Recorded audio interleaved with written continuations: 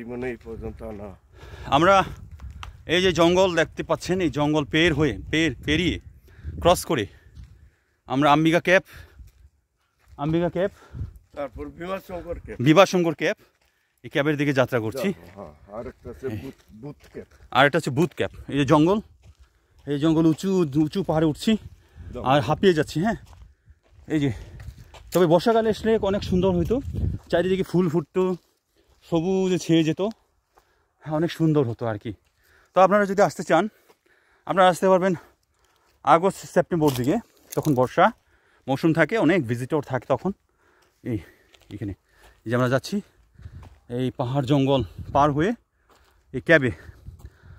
বৌদ্ধদেবের শিষ্যরা আসলে সাধারণত এখানে বৌদ্ধ বিহারে বুদ্ধিস্ট যারা সেই সময়ে যীশুখ্রিস্টেরও আগে তারা এখানে এসেছিলেন এবং ধ্যান করতেন এই ক্যাবগুলোতে। আমরা সেই ক্যাবে যাচ্ছি আবারও।